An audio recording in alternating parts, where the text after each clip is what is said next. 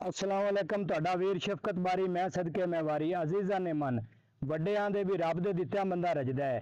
ਕੋਈ ਚਰਿੰਦ ਪਰਿੰਦ ਇਨਸਾਨ ਕਦੀ ਰਾਤ ਨੂੰ ਭੁੱਖਾ ਸੁੱਤਾ ਹੈ, ਅੱਲਾਹ ਪਾਕ ਨੇ ਵਾਅਦਾ ਕੀਤਾ ਪੇਟ ਭਰ ਕੇ ਦਿੰਦਾ ਹੈ, ਭੁੱਖਾ ਨਹੀਂ ਸੌਣ ਦਿੰਦਾ।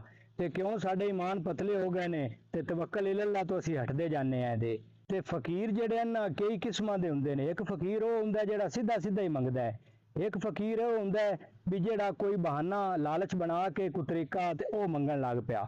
ਇਹ ਫਕੀਰਾਂ ਦੀ ਵੀ ਕਈ ਕਿਸਮਾਂ ਹੁੰਦੀਆਂ ਨੇ ਵੀ ਉਹ ਸ਼ਾਇਦ ਲਾਰਾ ਜਾਸਾ ਦਿੱਤਾ ਤੇ ਪੈਸੇ ਮੰਗ ਲਏ, ਤਰੀਕਾ ਬਦਲਿਆ ਹੈ, ਕੰਮ ਉਹ ਮੰਗਣ ਪਿੰਨਣ ਵਾਲਾ ਹੀ ਹੈ।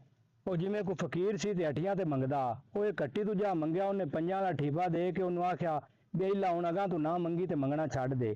ਉਹ ਆਂਦਾ ਵੀ ਤੂੰ ਵੀ ਮੰਗਣਾ ਛੱਡ ਦੇ। ਉਹ ਆਂਦਾ ਮੈਂ ਕਦੋਂ ਮੰਗਣਾ? ਉਹਨੇ ਆਖਿਆ ਫਰਕ ਆਪਣਾ ਇੰਨਾ ਹੈ ਵੀ ਮੈਂ ਵਿਹਲੇ ਹੱਥੀ ਮੰਗਣਾ, ਆਖਿਰ ਤੂੰ ਕਈ ਸ਼ਾਇਦ ਦੇਵਣ ਲੱਗਿਆ ਪੈਸੇ ਮੰਗ ਲੈਣਾ।